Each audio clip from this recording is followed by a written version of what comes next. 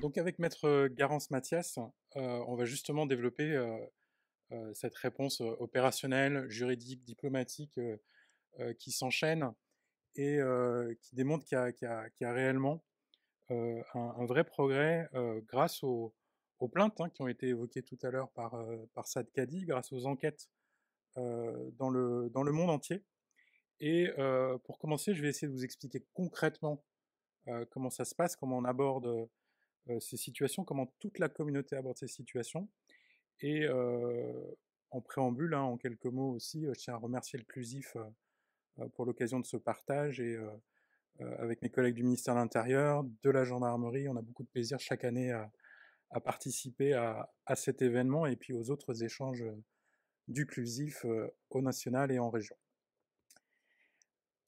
Alors, première idée, il y a énormément d'actions, et il y a de plus en plus d'actions.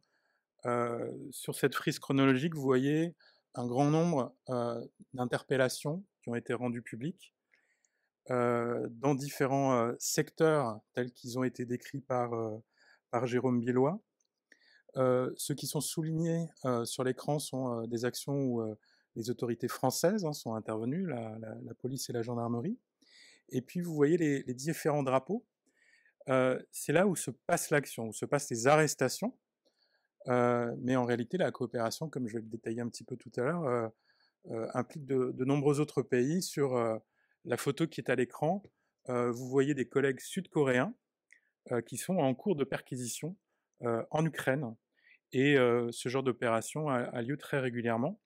Et puis vous voyez qu'au cours de l'année, notamment la fin de l'année dernière, énormément d'opérations se sont succédées. Elles ciblent différents types d'équipes.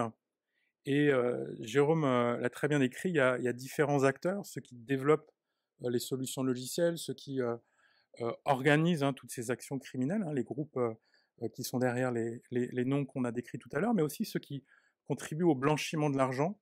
Et tous ces types d'équipes ont fait l'objet d'opérations au cours de l'année dernière, en Roumanie, au Canada, y compris en France, où il y a aussi des acteurs qui ont été interpellés, en Ukraine qui est cité régulièrement, en Corée du Sud avec des interpellations. Et puis récemment, au cours de l'année, on peut noter une opération en Chine.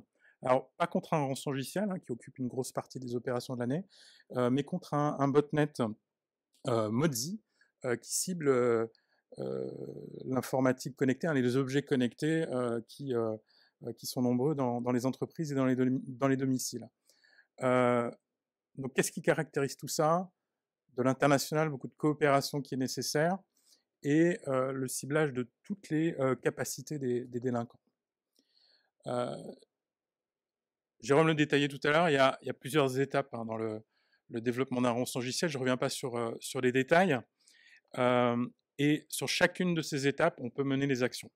Et c'est ça qui est important à comprendre, c'est pas uniquement à la fin, uniquement quand il y a une victime, c'est dès le début, donc dès la préparation, dès le déploiement par exemple des infrastructures de communication sur les forums qu'on évoquait tout à l'heure, la mise en place de serveurs pour réaliser les attaques, qu'on peut détecter en amont, et ça c'est important, être proactif des opérations. Ça va être les acteurs de la cybersécurité, les services d'enquête qui vont travailler ensemble là-dessus.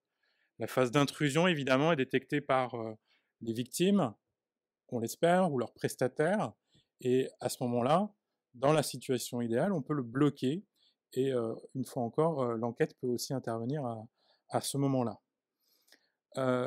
Les demandes de rançon, la victime en est directement avisée, mais aussi il y a énormément d'informations qui sont publiées en source ouverte. Jérôme évoquait le cas de Logbit, mais toutes les autres plateformes en fait publient pas mal d'informations, vraies ou fausses, qu'il faut confirmer, et sur lesquelles il faut enquêter.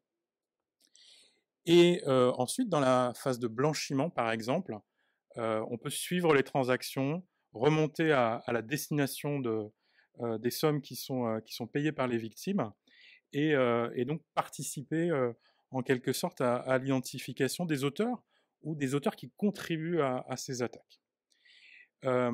quels sont les acteurs qui sont impliqués? On en a évoqué un certain nombre depuis tout à l'heure, mais ce qui est important à comprendre, c'est que c'est un travail d'équipe.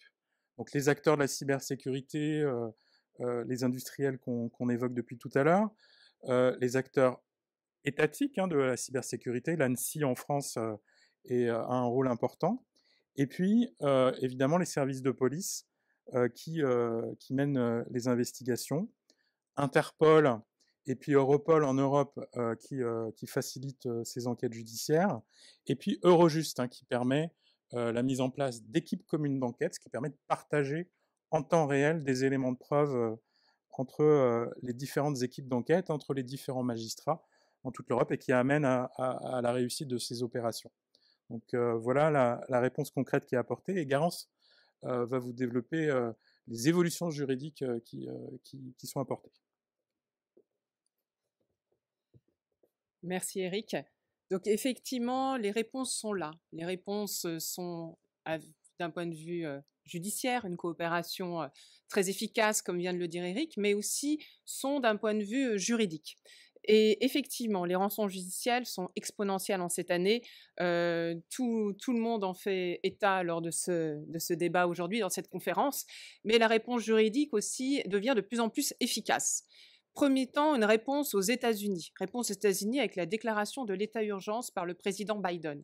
Cet état d'urgence déclenche effectivement des mesures économiques, des mesures opérationnelles, techniques et donc juridiques qui sont mises en place par le gouvernement américain pour lutter contre la cybersécurité.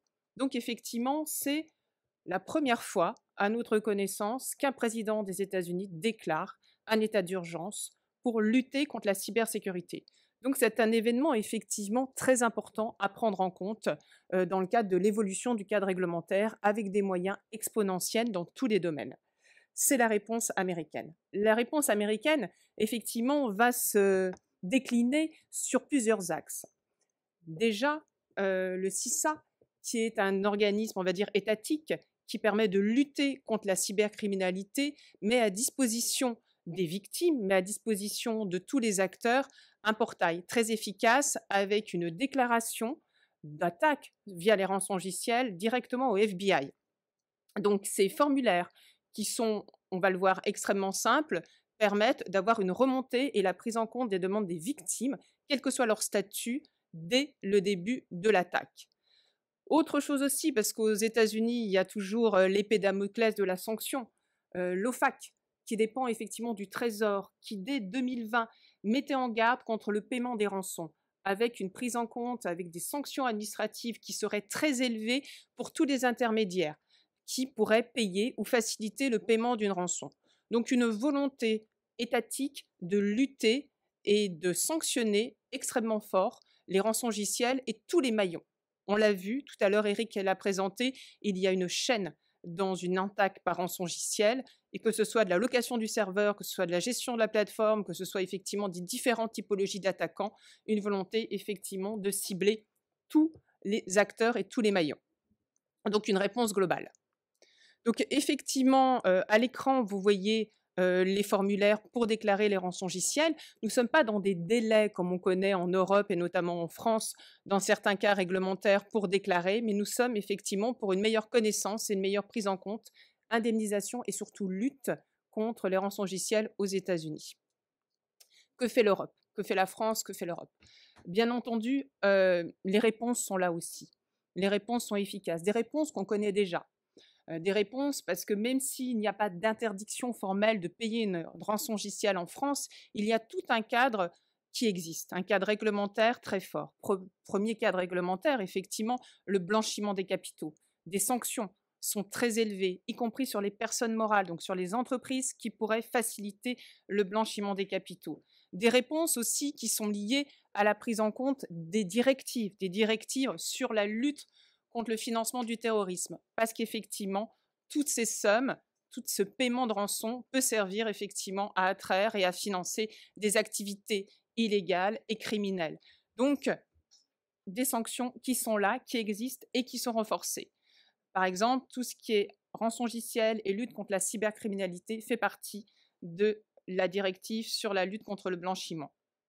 Un cadre aussi en évolution, donc prise en compte de part et d'autre de l'Atlantique, mais un cadre en évolution. En France, on a entendu parler énormément de rapports sur les rançongiciels, rapports de l'ENSI, rapports parlementaires, mais on verra certainement au cours de l'année 2022 peut-être des projets de loi ou des propositions de loi. Peut-on les sanctionner? Faut-il prendre en compte tous les intermédiaires?